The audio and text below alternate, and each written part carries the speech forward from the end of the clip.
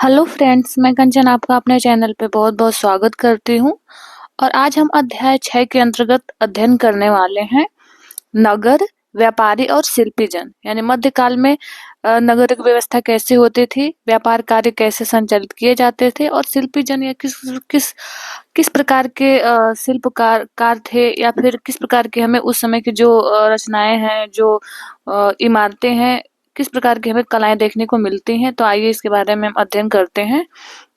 सबसे पहले यहाँ दिया है कि एक मध्ययुगीन नगर की यात्रा पर आया कोई यात्री है। युगीन जो था मध्यकालीन इतिहास, उसके बारे में बताया जा रहा है कि उस समय कोई यात्री आया था और उस नगर के बारे में कैसी आकांक्षाएं रखता होगा। ये इस बात पर निर्भर करता है कि वह नगर किस प्रकार का था। क्या वह एक मंदिर था या एक प्रशासनिक केंद्र। यानी उसमें भी उनके स्ट्रक्चर, उनकी संरचना में अलग अलग अंतर देखने को मिलता था। नगर है तो उसकी कुछ बनावट अलग होगी, प्रशासनिक केंद्र है तो अलग होगी, कोई आवास स्थल है तो अलग होगी, इस तरह से। और एक वाणिज्य शहर, एक पत्तन नगर होगा या अथवा किसी अन्य प्रकार का शहर है तो उसमें क्या होगी, विभिन्न प्रकार की विविधताएं हमें देखने को मिलेंगी।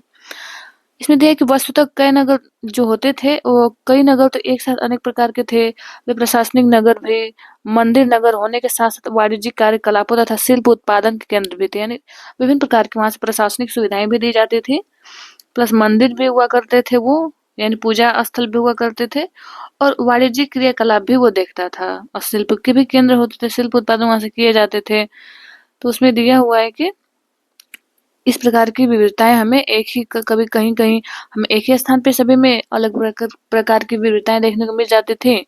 तो किसी में क्या होता था कि थोड़ा सा मतलब एक ही स्थान पे कई प्रकार की विविधताएं देखने को मिलती थी।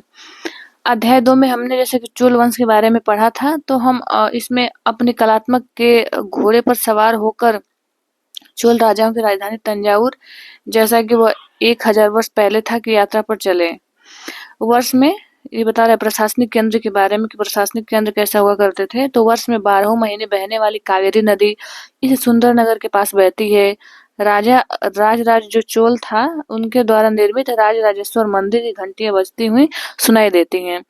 तो इसे ये हमें एक फैक्ट्स मिल रहा है कि जो राज राजेश्वर मंदिर है, इसका निर्माण राजराज चोल ने करवाए थे, चोल वंश के राजा थे। लोग नगर के वास्तुकार कुंजरमल राज पेरुथचंद की वास्तुकला की प्रशंसा करते हुए नहीं थकते। हमें वास्तुकार का नाम इसलिए पता है क्योंकि उसने गर्व से अपने नाम को मंदिर की दीवार पर उत्कीर्ण किया। मंदिर के भीतर एक विशाल शिवलिंग भी स्थापित है इसमें। इस मंदिर के अलावा हम देखें तो नगर में अनेक राजमहल भी हैं। इनमें कई मंडप बने हुए हैं। राजा लोग इन मंडपों में अपना दरबार लगाते हैं और यहीं से वे अपने अधीनस्थों के लिए आदेश जारी करते हैं। नगर में सैन्य शिविर भी बने हैं। नगर उन बाजारों की हलचल से भरा हुआ है जहां अनाज, मसालों, कपड़ों और आभूषणों की बिक्री हो रही है।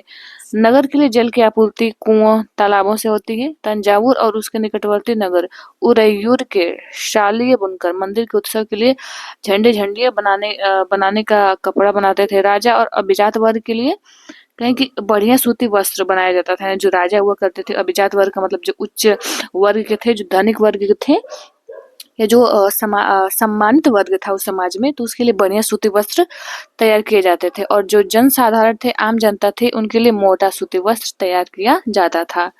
यहाँ से कुछ दूरी पर स्वामी मलाई में स्थापित अथवा मूर्तिकार उत्तम कांस्य मूर्तियां तथा लंबे सुंदर घंटा धातु के दीप बना रहे हैं। यानी वहां पे बनाया जाता था, कांस्य मूर्ति बनाई जाती थी। आगे दिया है कि मंदिर नगर और तीर्थ केंद्र। तो मंदिर नगर और तीर्थ केंद्र के बारे में क्या दिया है, जैसे तंजावुर एक मंदिर नगर का भी उदाहरण है। तंजावुर जो है वो मंदिरों के लिए भी प्रसिद्ध है, तो एक मंदिर नगर का उदाहरण है। यानी विभिन्न प्रकार के हमें यहाँ पे मंदिर देखने को मिल जाएंगे। मंदिर नगर नगरीकरण का एक अत्यंत महत्वपूर्ण प्रतिरूप प्रस्तुत करते हैं। नगरीकरण यानी नगरों के विकास की प्रक्रिया है। नगरीकरण में नगरों का विकास होता है। अब नगर का विकास हो सकता है एक शिक्षक केंद्र के शैक्षणिक केंद्र के रूप में हो, एक नगरी यानी कहें कि धार्मिक स्थल के रूप में हो जाए, सांस्कृतिक स्थल के रूप में हो जाए, साथ साथ वो हो सकता है व्यापारिक केंद्र भी हो वो नगर। तो इस तरह से हमें नगरीकरण का एक प्रक्रिया होता है और वो प्रक्रिया इन सब रूपों को जन्म देता है। तो आगे दे रहा है कि मंदिर अक्सर समाज और अर्थव्यवस्था दोनों के लिए अत्यंत महत्वपूर्ण होते थे। शासक विभिन्न देवी देवताओं के प्रति अपना भक्ति भाव दर्शाने के लिए मंदिर बनवाते थे। जो मंदिर का निर्माण करवाते थे शासक, वो अपने उसे ये कहें कि प्रतीत होता था कि वो राजा इस देवता या इस देवी के उपासक हैं या फिर उनके प्रति उनकी श्रद्धा अधिक है। तो इससे ये पता चलता था। फिर वे मंदिरों को भूमि एवं धन अनुदान देते थे, जिनकी आय से धार्मिक अनुष्ठान विधि विधान से संपन्न किए जाते थे। तीर्थ यात्रियों और पुरोहित पंडितों को भोजन कराया जाता था। पर्वोत्सव जो मनाए जाते थे वहाँ पे धर्म उत्सव पर्व कोई भी आता था उसको मनाया जाता था। और मंदिर के दर्शनार्थी भी दान दक्षिणा दिया करते थे, यानी जो मंदिरों को मानने वाले थे या फिर उसको देखने वाले आते थे तो वो भी क्या करते थे, उसके विकास के लिए कुछ दान दक्षिणा दिया करते थे। यहाँ दिया है कि कांसा, घंटा धातु और लुप्त मोम तकनीक, यानी देखिए इस सब का प्रयोग करके कैसे तकनीक का प्रयोग करके मूर्तियां बनाई जाती थी। ये चित्र दिया है कि ये कांस्य मूर्ति है जिसमें कृष्णा को नाग राक्षस कालिया को काबू करते दिखाया गया है, यानी ये कांस्य की मूर्ति बनाई गई है और इस मूर्ति में भगवान कृष्ण को कालिया जो दहन हम कालिया दह में वो देखते हैं, वो उनको कालिया का मर्दन करते हैं, तो उनकी मूर्ति यहाँ पे दिखाई गई, कांसे की मूर्ति बनाई गई है उस समय की। देखिए ये देखते हैं कांसा क्या है, यहाँ पे दिया है इसके बारे में कि कांसा जो है एक मिश्र धातु होती है और जो तांबे और रांगे के मेल से बनती है।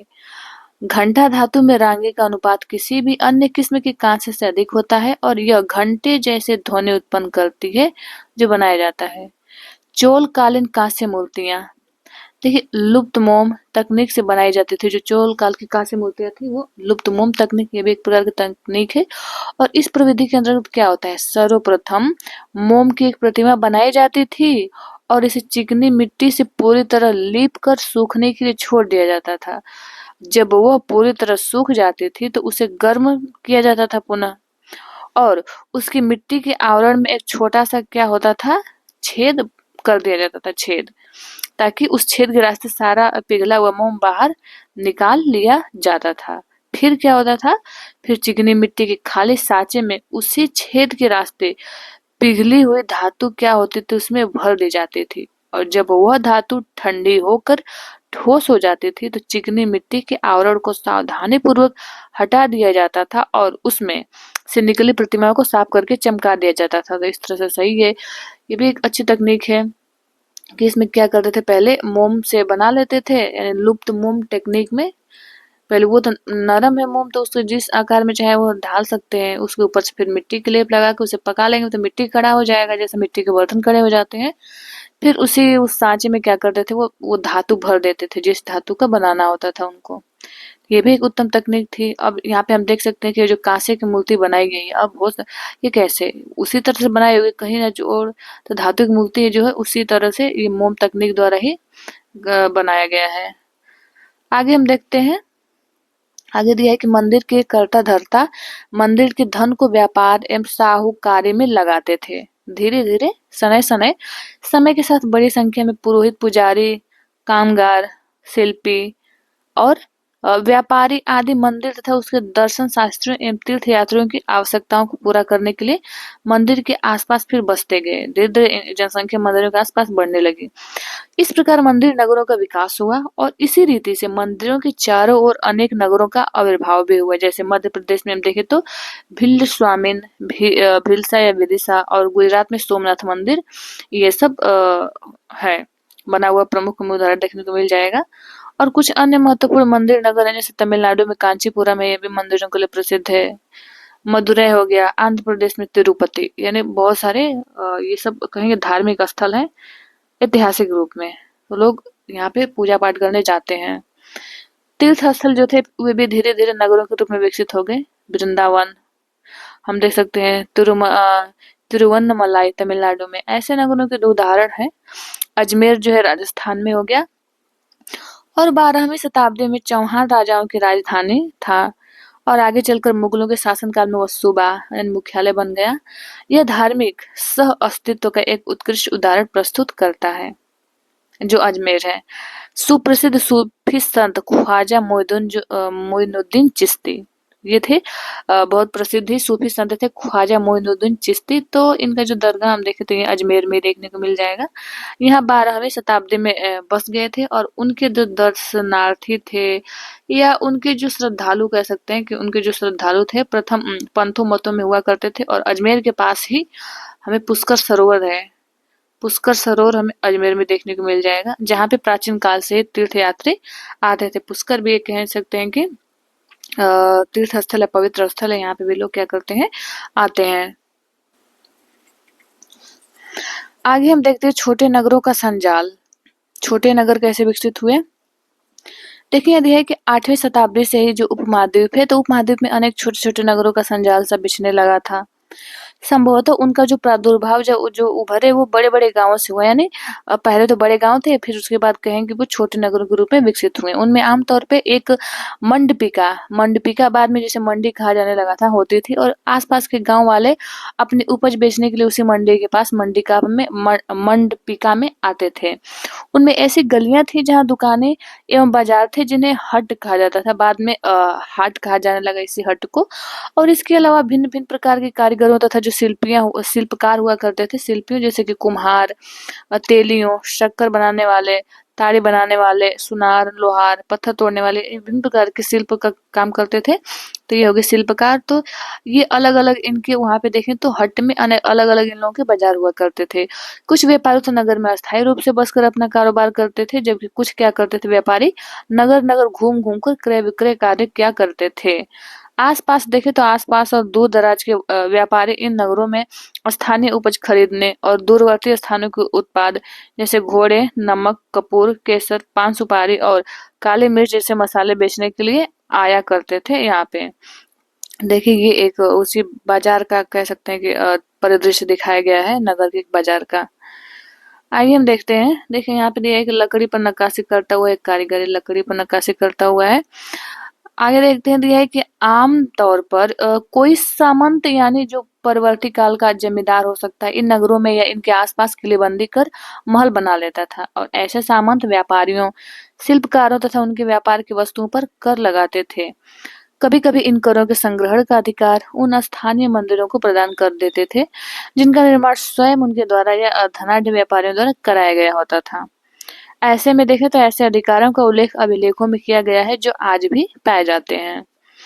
बाजारों पे कर, देखिए जो बाजार हुआ करते थे, बाजारों पे भी कर व्यवस्था लगाई जाती थी। यहाँ दिया है कि राजस्थान से प्राप्त एक 10वीं शताब्दी के अभिलेख का यह सारांश है। ये अभिलेख एक सारांश है जिसमें वे शुल्क दिए गए हैं जो मंदिर प्राधिकारियों द्वारा वस्तुओं के रूप में वसूल किए जा सकते हैं, जैसे शक्कर और गुड़, रंग, धागा, रुई, नारियल, नमक, सुपारी, मक्खन, तिल के तेल पर और कपड़े पर भी कर लगाए जाते थे उस समय। और इसके अलावा व्यापारियों पर, धातु की चीजें बेचने वालों पर भी, आसवकों, तेल, पशु चारे और अनाज के बोरों पर भी कर लगाए जाते थे। यानी बाजार व्यवस्था में भी कर व्यवस्था लगाई जाती थी, जो भी चीजों का क्रय विक्रय किया जाता था वहां पे।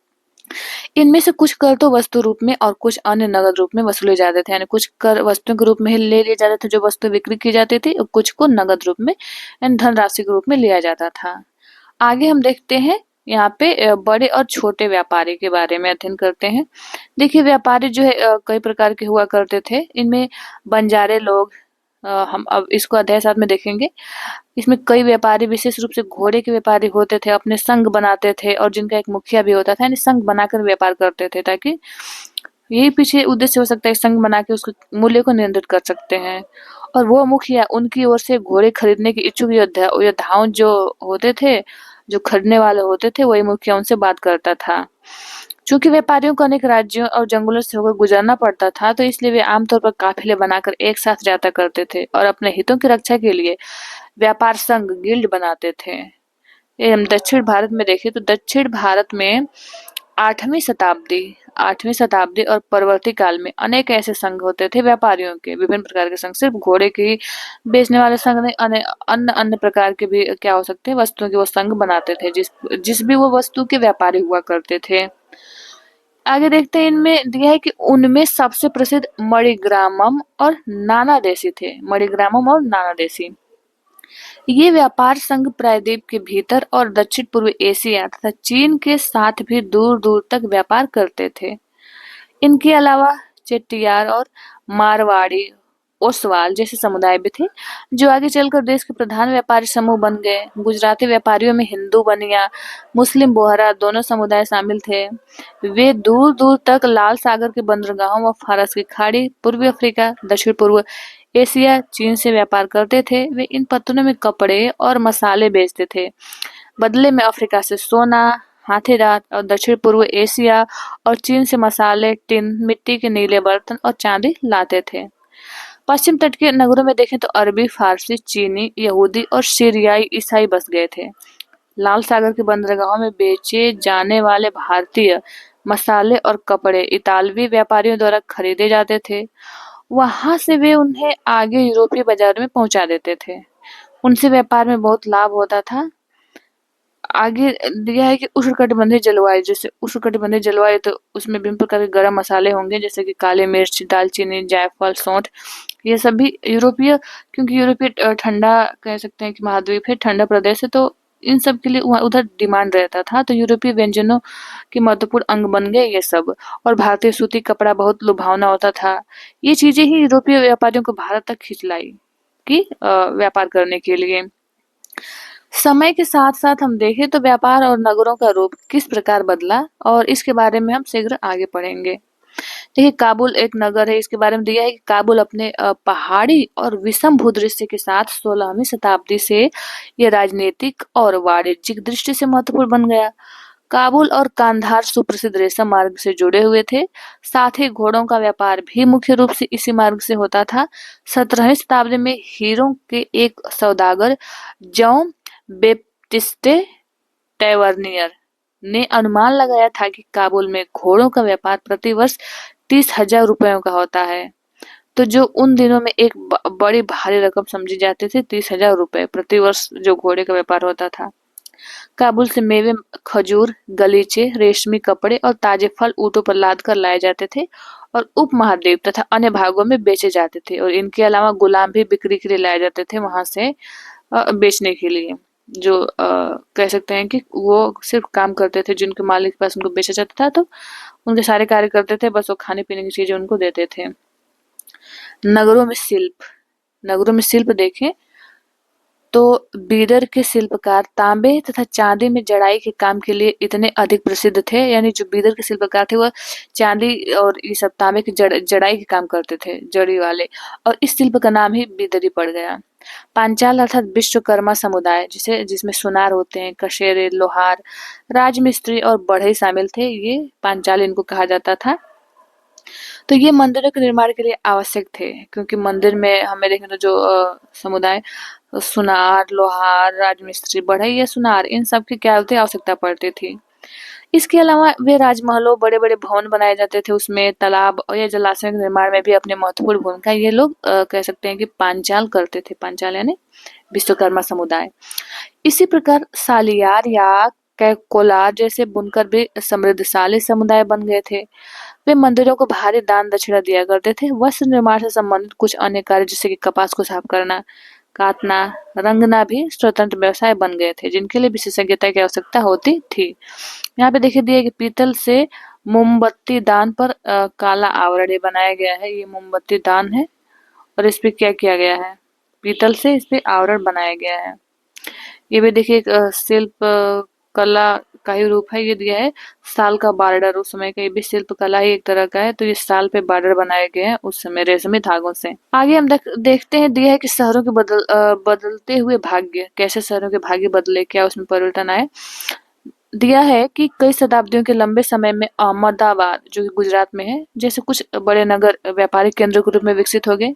बड़े बड़े व्यापारिक केंद्र ये नगर आगे जाके विकसित होकर बने। लेकिन तंजावुर जैसे कुछ अन्य नगर पहले की अपेक्षा विस्तार तथा महत्व की दृष्टि से सिकुड़ गए।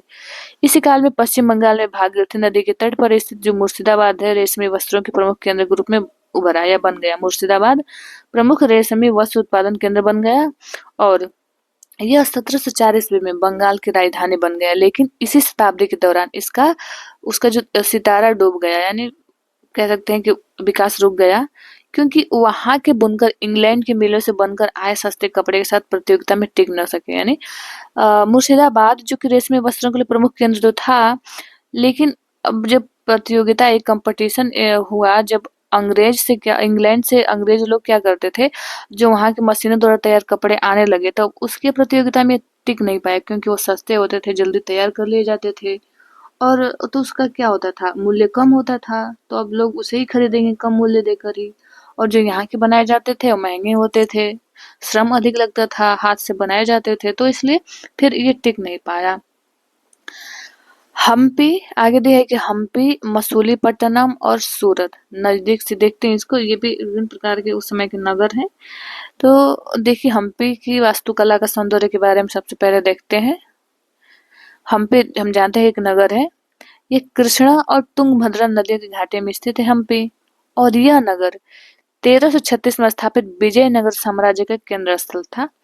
हम्पी के जो शानदार खंडहरों हैं, तो इनसे पता चलता है कि उस शहर की किलेबंदी उच्च कोटि की थी, यानी अब मात्र खंडहर मात्र है, तो उससे पता चलता है कि इसके जो किलेबंदी थी बहुत उच्च कोटि की थी, और किले की दीवारों के निर्माण में कहीं भी गारे चूने जैसे किसी भी जोड़ने वाले मसाले का प्रयोग नहीं किया गया था, और शिलाखंडों को आपस में फंसाकर गूथा गया था, यानी जोड़ या ऐसे लगा करके कहीं कि इसका निर्माण नहीं किया गया था। ये क्या है, शिलाखंडों को ये जोड़ के बनाया गया है, ना कि चूने और गारे को लगा करके इसे जोड़ा गया है।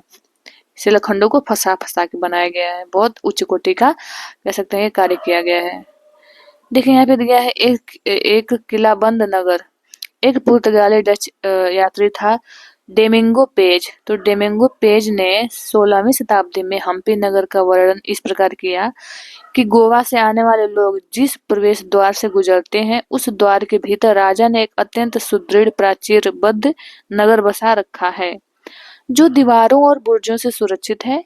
ये दीवारें अन्य नगरों की दीवारों जैसे नहीं है, बल्कि बहुत मजबूत राजगिरी का ऐसा नमूना है जो अन्य भागों में बहुत कम देखने को मिलेगा। उसके भीतर उसी रीति से बनाए गए भवनों की अत्यंत सुंदर कतारें हैं, जिनकी छतें सपाट चपटी हैं। यहाँ पे दिया है कि ये मुख्य तथ्य है कि जो अपने शासनकाल में विजयनगर के शासकों ने क्या किया, जलाशयों एवं नहरों के निर्माण में काफी रुचि ली थी। मालदेवी नदी, ये लंबे मिट्टी के बांध वाले अंतर्राज सागर जलाशय का निर्माण हुआ, और कृष्णदेव राय ने दो पहाड़ियों के बीच एक विशाल प्रस्तर बांध का निर्माण विजयनगर के निकट एक विशाल झील के निर्माण के लिए किया। यानी अंतर्राज्य जो सागर जलाशय का निर्माण हुआ, वो इन्होंने इसलिए बनवाया था कि जो विजयनगर साम्राज्य है उसके निकट एक विशाल झील का निर्माण किया जा सके, और जहां से जल को जल सेतु और नहरों द्वारा बगीचों और खेतों की सिंचाई के लिए पहुंचाया जा सके। और खेतों और सिंचाई के लिए पहुंचाया जाएगा तो अन्न उत्पादन वृद्धि होगी, फिर उस राज्य के ही विकास के लिए खाद्यान्न उपलब्ध होगा, तो उसके विकास के लिए काफी अच्छी बात रहेगी ये, तो इसलिए उन्होंने करवाया। यहाँ पे दिया है कि हम्पी की वास्तुकला विशिष्ट प्रकार की थी। वहाँ के शाही जो भवन हुआ करते थे, शाही भवनों में भव्य मेहराब और गुम्बद बना करते थे। ये हम्पी की वास्तुकला की उसकी विशेषता बता रहा है, जो इसका स्ट्रक्चर था नगर का। वहाँ स्तंभों वाले कई विशाल कक्ष भी हुआ करते थे, जिनमें की मूर्तियों को रखने के लिए आले बने हुए थे। वहाँ सुनियोजित बाग बगीचे भी थे, जिनमें कमल और टोडो की आकृति वाले मूर्ति कला के नमूने थे। 15वीं-16वीं शताब्दियों के अपने समृद्ध काल में हम्पी कई वाणिज्यिक और सांस्कृतिक गतिविधियों से गुंजायमान रहता था। उन दिनों हम्पी के बाजारों में मुस्लिम सौदागरों, चेट्टियों और पुर्तगालियों जैसे यूरोपीय व्यापारी आए, तो एक एजेंटों का जमघट लगा रहा। एजेंट इन सब के यहाँ पे आते थे हम्पी के बाजार में। मंदिर सांस्कृतिक गतिविधियों के केंद्र होते थे, जो भी वहाँ पे हम्पी तो मंदिर के लिए जाना ही जाता है। तो हम्पी जो वहाँ के मंदिर हुआ करते थे, ये बताया जा रहा है इसमें कि वो सांस्कृतिक गतिविधियों के केंद्र हुआ करते थे। और देवदासी एवं विरूपाक्ष यानी शिव मंदिर के अनेक स्तंभ वाले विशाल कक्षों में देव प्रतिमा, राजा और प्रजाजनों के समकक्ष नृत्य किया करते थे, जो देवदासियां हुआ करते थे। ये महिलाएं होती थी जो देवदासी के रूप में वहाँ पे नृत्य करते थे, उस कक्ष में जो मंदिरों के कक्ष हुआ करते थे। महानवमी पर्व जब आता था, तो आज दक्षिण में नवरात्रि पर्व कहलाता है, यानी तब महानवमी, आज वर्तमान समय में हम इसे नवरात्रि पर्व के नाम से जानते हैं। तो उन दिनों हम्पी में एक अत्यंत महत्वपूर्ण पर्व था नवमी। महानवमी। तो पुरातत्वविदों ने उस महानवमी मंच को खोज निकाला है जहाँ राजा अपने अतिथियों का स्वागत सत्कार करते थे उस महानवमी मंच पर। ये दिया है नगर व्यापारी और शिल्पी जन। ये देखिए दिया है चित्र हम्पी के विट्ठल मंदिर का पत्थर का बना रथ। ये हम्पी के ही विट्ठल मंदिर का एक पत्थर का बना हुआ रथ दिखाया गया है कि पत्थर से किस प्रकार से इस मंदिर का मतलब रथनुमा मंदिर का निर्माण किया गया है, पत्थरों को लगा करके पत्थर के का प्रयोग करके शिल्पकारों द्वारा बनाया गया है। आगे देखिए हम देखते हैं यहाँ पे आगे दे रहा है कि और अधीनस्थ व्यक्तियों से नजराने उपहार लिया करता था। वहीं विराजमान होकर राजा नृत्य व संगीत तथा मल्ल युद्ध के कार्यक्रम भी देखा करते थे। यानी उसी कहेंगे महानवमी मंच से जो राजा हुआ करता था नृत्य संगीत देखता था, मल्ल युद्ध जो वहां पे हुआ करते थे, ये सारे मनोरंजनों का आनंद लेता था। 1565 में दक्कनी सुल्तानों गोलकुंडा, बीजापुर, अहमदनगर, बरार और बीदर के शासकों के हाथों विजयनगर की पराजय के बाद हम्पी का विनाश हो गया। यानी विजयनगर की पराजय के बाद जब विजयनगर हार गया तो फिर हम्पी उसी का भाग था, तो ये भी क्या हुआ, इसका भी विनाश धीरे धीरे हो गया। देखिए यहाँ दिया हुआ है कि वाणिज्यिक केंद्र का क्या मतलब है कि जो आप सब जानते हो कि एक ऐसा स्थान जहाँ के विभिन्न उत्पादन केंद्रों से आने वाला माल खरीदा और बेचा जाता था, जो वर्तमान समय में हम वाणिज्यिक केंद्र विभिन्न अपने नगरों में अपने आसपास देख सकते हैं। यहाँ आगे दिया सूरत के बारे में कि पश्चिम का प्रवेश द्वार कहा जाता था सूरत को। सूरत जो मुगल काल में कैम्बे आज के जो खंभात है और कुछ समय बाद के अहमदाबाद के साथ साथ गुजरात में पश्चिमी व्यापार का वाणिज्यिक केंद्र धीरे धीरे सूरत भी एक वाणिज्यिक केंद्र के रूप में विकसित हुआ। सूरत और मुज की खाड़ी से होकर ये क्या होता है, पश्चिम एशिया के साथ व्यापार करने के लिए मुख्य द्वार था। सूरत को मक्का का प्रस्थान द्वार भी कहा जाता था क्योंकि बहुत से हज यात्री जो होते थे यात्रा करने जाते थे मक्का, तो जहाज यहीं से रवाना होते थे, इसलिए क्या कहा जाता था, सूरत को मक्का का प्रस्थान द्वार भी कहा जाता था। आगे हम देखते हैं, आगे दिया है कि सूरत एक सर्वदेशीय नगर था जहां सभी जातियों धर्मों के लोग रहते थे। 17वीं शताब्दी में वहां पुर्तगाली, डच, अंग्रेज कारखाने एवं माल गोदाम थे। इन सब के पुर्तगाली और डच और अंग्रेजों सबके कारखाने माल गोदाम थे और कहेंगे बिल्कुल किनारे स्थित था, तो सभी स्थानों से मतलब बाहरी से जो लोग आते थे उनके लिए भी एक निवास स्थल था, वहां रुकते थे। तो इस आधार पे वहां पे क्या हो सकते हैं कि सभी जातियों और सभी धर्म के लोग वहां पे हमें मिलने लगे, दिखाई देने लगे। अंग्रेज इतिहासकार ओविंगटन ने 1689 में सूरत बंदरगाह का वर्णन करते हुए लिखा है कि किसी भी एक वक्त पर भिन्न भिन्न देशों के औसतन 100,000 इस बंदरगाह पे लंगर डालते खड़े देखे जा सकते थे उस समय जब यहाँ पे वाणिज्यिक क्रियाकलाप होते थे। आगे दिया है कि सूरत में ऐसी अनेक दुकानें थीं जो कि सूती कपड़ा बनाती थी, थोक और फुटकर कीमतों पर भी बेचती थी। सूरत के वस्त्र अपने सुनहरे गोटा किनारियों यानी जरी के लिए काफी प्रसिद्ध हुआ करते थे। वर्तमान समय में हम देखें सूरत में तो बहुत सारे क्या है, सूती वस्त्र केंद्र मिल जाएंगे वहां पे। उनके लिए पश्चिम एशिया, अफ्रीका और यूरोप में बाजार उपलब्ध थे। राज्य के विश्व के सभी भागों से नगर में आने वाले लोगों की आवश्यकताओं को पूरा करने के लिए अनेक विश्राम गृह वहां पे बनाए गए थे सूरत में। वहाँ भव्य भवन, असंख्य मनोरंजन स्थल थे।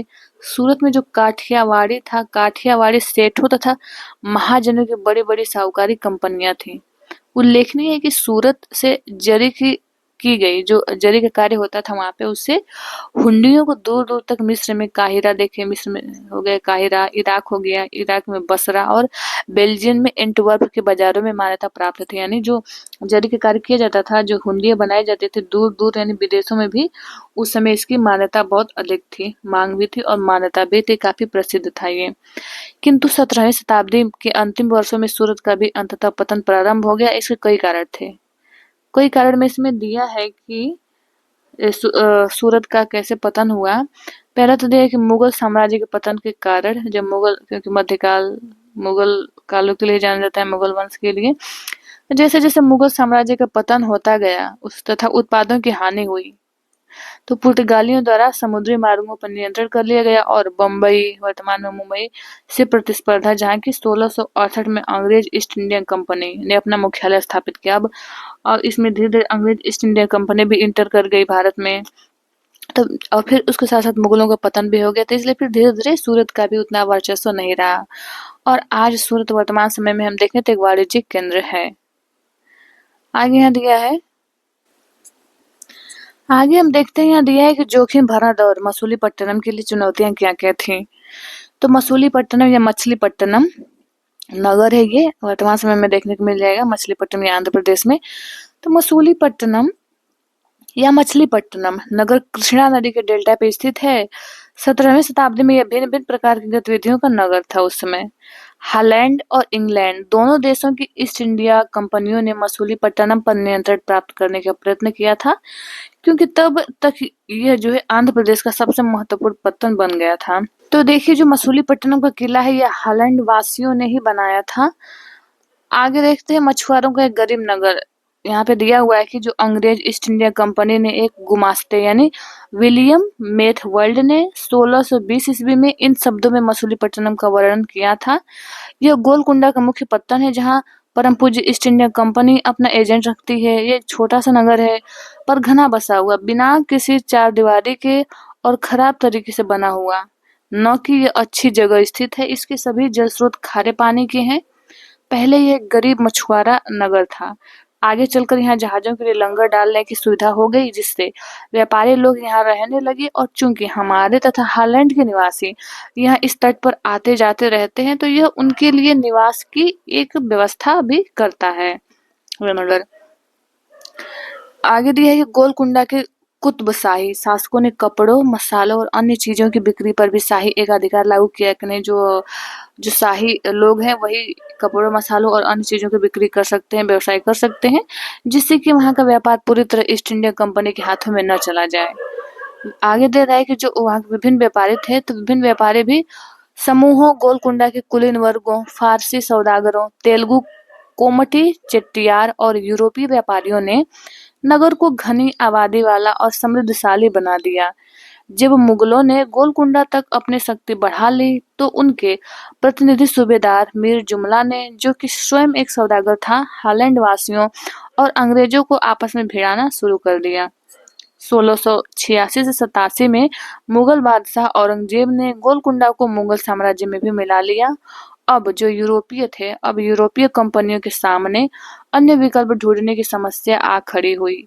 कंपनी की नई नीति के अंतर्गत केवल इतना ही पर्याप्त नहीं था कि पत्तन भीतरी प्रदेश के उत्पादन केंद्रों के साथ संबंध बनाए रखे, बल्कि इस बात की भी आवश्यकता महसूस की गई कि कंपनी के नए केंद्र एक साथ राजनीतिक, प्रशासनिक तथा वाणिज्यिक भूमिकाएं भी अदा करें। तो क्या अदा करने के लिए उसे करना पड़ेगा? तट के साथ साथ आंतरिक भागों में वो बढ़ने का प्रयास करेंगे। जब कंपनी के व्यापारी बम्बई और कलकत्ता और मद्रास चले गए, तब मसूलीपट्टनम अपने व्यापार और समृद्धि दोनों ही खो बैठा और 18वीं शताब्दी के दौरान उसका अधःपतन हो गया। ये भी फिर धीरे-धीरे से जीर्ण-शीर्ण हो गया, इसका विकास रुक गया और फिर ये भी क्या होने लगा, इसका विकास रुक गया तो फिर ये भी पिछड़ने लगा क्षेत्र। और फिर जब उसके बाद जो वहाँ पे अपनी बस्ती बनाए थे अंग्रेज थे आए, तो फिर उन्होंने धीरे-धीरे क्या हुआ, आंतरिक भागों में कुछ या फिर अलग-अलग स्थानों पे भी वो क्या करने लगे, फैलने लगे। वहाँ पे अपने जो भी उनके विकास कार्य था वो फैलाने लगे, कंपनी का जो कार्य था। आगे दे रहा है कि यहाँ पे नए नगर और व्यापारी, तो नए नगर कैसे बने और फिर व्यापारी कैसे-कैसे किन क्षेत्रों से आए। जैसे इसमें दिया हुआ है कि 16वीं और 17वीं शताब्दियों में देखें तो यूरोप के देश और व्यापारिक उद्देश्यों से मसालों, कपड़ों की तलाश में लगे हुए थे। यूरोपीय देश के हमें मसालों और कपड़ों के लिए यहाँ से ताक में रहते थे कि यहाँ से अच्छे सामान लेकर अपने देश को भेजें सस्ते दामों पे खरीद कर। जो यूरोप और पश्चिमी एशिया दोनों जगह लोकप्रिय हो गए थे यहाँ के कपड़े और मसाले। अंग्रेज, हॉलैंड वासियों और फ्रांसीसियों ने पूर्व में अपनी वाणिज्यिक गतिविधियों का विस्तार करने के लिए अपने ईस्ट इंडिया कंपनी क्या की यहाँ पे बनाई भारत में। और प्रारंभ में तो मुल्ला अब्दुल गफूर और वीरजी वोरा जैसे कुछ बड़े भारतीय व्यापारियों ने, जिनके पास बड़ी संख्या में जहाज थे, उनका मुकाबला किया, किंतु यूरोपीय कंपनियों ने समुद्री व्यापार पर अपना नियंत्रण स्थापित करने के लिए अपनी जो उनकी नौशक्ति थी, नौसेना थी, उनका प्रयोग किया और भारतीय जो व्यापारी थे उनको अपने एजेंट के रूप में कार्य करने के लिए मजबूर कर दिया। उनको एजेंट बना लिया जो भारत के बड़े-बड़े व्यापारी थे। अंततः अंग्रेज क्या किए, उपमहाद्वीप में सर्वाधिक सफल वाणिज्यिक एवं राजनीतिक शक्ति के रूप में उभर कर स्थापित हुए, या फिर अपने स्थापना कर लिए। शक्तिशाली राजनीतिक भी शक्ति स्थापित किए भारत में। वाणिज्यिक, पहले तो वाणिज्यिक उद्देश्य के दृष्टिकोण से आए, तो वाणिज्यिक पहले उस पर अधिकार अपना स्थापित किया, फिर धीरे धीरे भारत की राजनीति में हस्तक्षेप किया और भारत में एक अपनी राजनीतिक शक्ति भी स्थापित कर ली, भारत को गुलाम भी बना लिया जैसे जैसे उनका समय बीतता गया। आगे इसमें दिया है कि वस्त्रों जैसी वस्तुओं की मांग में तेजी आ जाने से अधिकाधिक लोगों ने कताई, बुनाई, धुलाई, रंगाई आदि का भी धंधा अपना लिया और इससे इन शिल्पों का बहुत विस्तार भी हुआ। भारतीय वस्त्रों के रूप, रंग और डिजाइन में भी हम देखेंगे तो अधिकाधिक क्या होगा, परिवर्तन देखने को मिलेगा। ये परिष्कृत होते गए, बदलते गए। किंतु इस काल में शिल्पकार जो थे, शिल्पकारों की स्वतंत्रता क्या हुई, घटने लगी। शिल्पी जन पेशेगी की प्रणाली पर काम करने लगे, जिसका अर्थ यह था कि उन्होंने जिन यूरोपीय एजेंटों से पहले ही पेशगी ले ली थी, उन्हीं के लिए वे अपना कपड़ा बुनना उनको होता था। अब अपन जो बुनकर हुआ करते थे, उनको अपना कपड़ा या बुनाई के नमूने बेचने की स्वतंत्रता नहीं थी। उन्हें तो कंपनी के एजेंटों द्वारा निर्धारित डिजाइन के कपड़े उन्हीं की मांग के अनुसार बनाने पड़ते थे। और 18वीं शताब्दी में बम्बई, कलकत्ता और मद्रास नगरों का भी उदय हुआ, जो आज प्रमुख महानगर है। शिल्प और वाणिज्य में बड़े बड़े परिवर्तन आए, जब बुनकर जैसे कारीगर तथा सौदागर यूरोपीय कंपनियों द्वारा इन नए नगरों में स्थापित ब्लैक टाउन्स में स्थानांतरित हो गए। ब्लैक यानी देसी व्यापारियों और शिल्पकारों को इन ब्लैक टाउन में सीमित कर दिया गया। जो गोरे थे, गोरे शासकों ने मद्रास में फोर्ट सेंट जॉर्ज और कलकत्ता में फोर्ट सेंट विलियम की शानदार कोठियों में अपने आवास बनाए। और 18वीं शताब्दी में जो शिल्प कलाएं थी, शिल्प कलाओं तथा वाणिज्य की कहानी हम अगले वर्ष पढ़ेंगे। तब 17वीं शताब्दी में ये हुआ। 18वीं शताब्दी में किस प्रकार से शिल्पकार या शिल्प कलाओं का, व्यापार का किस तरह से परिवर्तन हुआ, वो हम अगले अध्याय में देखेंगे। तो इसमें हमने देखा ये सारी चीजें। देखिए, ये दिया गया है उस समय के नगर व्यापारी और शिल्पी जन किस प्रकार के नगर थे, व्यापारियों कैसा पोशाक था, जो शिल्पी जन थे वो कार्य कैसे करते थे, इसमें ये सारी चीजें दिया गया है। आगे देखिए, यहाँ दिया है वास्को डी गामा और क्रिस्टोफर कोलंबस, ये जो खोज यात्री थे। तो 15वीं शताब्दी में यूरोपीय नाविकों द्वारा यूरोप के ही नागरिक या यूरोप के ही लोग कहें कि विभिन्न खोजों के लिए, या फिर वो जल यात्राएं हो, स्थल यात्राएं हो, बहुत लोगों ने खोज के लिए वहां से यात्राएं के लिए प्रारंभ किए थे। अपने जो भी कार्य कहें कि बड़े बड़े नावों के माध्यम से वो विभिन्न देशों के खोज के लिए निकल जाते थे, अपने राशन और फिर नाविकों को लेकर के कई कई महीने के सामान लेकर के उसमें निकलते थे और जल यात्राएं करते जाते थे। उसमें से ये दो मुख्य नाम हमें वास्को डी गामा और क्रिस्टोफर कोलंबस भी देखने को मिलता है। ये भी यूरोपीय नाविक थे। देखिए, इनमें क्या था ना कि अनेक नाविक भारतीय उपमहाद्वीप तक पहुंचने का मार्ग खोजने और मसाले प्राप्त करने की इच्छा से प्रेरित थे कि हम भारत की खोज करेंगे। भारत को ऐसे पढ़े भी थे, उसके बारे में सुने थे, सोने की चिड़िया, या फिर ऐसा पढ़ा गया था उनके द्वारा विभिन्न कह सकते हैं कि पुस्तकों में जो उस समय उपलब्ध थी, तो भारत की समृद्धि के बारे में। अब उसी समृद्धि से प्रेरित होकर ये भारत की खोज पे निकले थे। पुर्तगाली नाविक हम वास्को डी गामा की बात करें तो अटलांटिक महासागर के साथ साथ यात्रा करते हुए ये केप ऑफ गुड होप से निकल करके हिंद महासागर को पार करके भारत पहुंचा था वास्को डी गामा। और उससे क्या हुआ, अपनी पहली यात्रा को पूरा करने में 1 वर्ष से भी अधिक समय लग गया। यानी भारत को खोजने में, या जिस मार्गों से यात्रा करता हुआ आया, तो उस यात्रा में इसको 1 वर्ष का समय लगा था वास्को डी गामा को। और वह क्या हुआ, 1498 में कालीकट यानी पहुंचा, कालीकट जो कि भारत पे पहुंचा, और अगले वर्ष पुर्तगाल की राजधानी लिस्बन लौट गया। यानी 1498 में क्या हुआ, ये भारत पहुंचा था, भारत की खोज इसने की।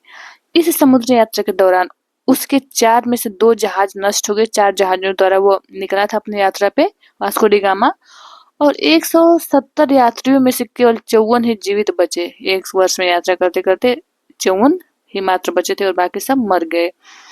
इन प्रत्यक्ष खतरों के बावजूद जो मार्ग खोले या खोजे गए वे अत्यंत लाभकारी सिद्ध हुए, और उसके बाद तो अंग्रेज, हालैंड वासी और फ्रांसीसी नाविकों ने भी उनका अनुकरण करना प्रारंभ कर दिया, और इस मार्ग का पता लगाकर इस मार्ग के सहारे वो भी क्या हुए, भारत आने लगे।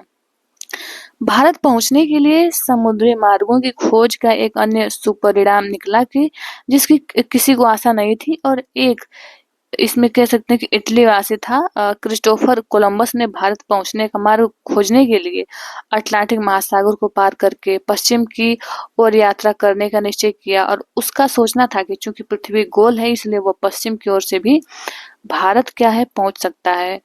वह 1492 कोलंबस क्या हुआ 1492 में वेस्ट इंडीज के तट पे पहुंचा।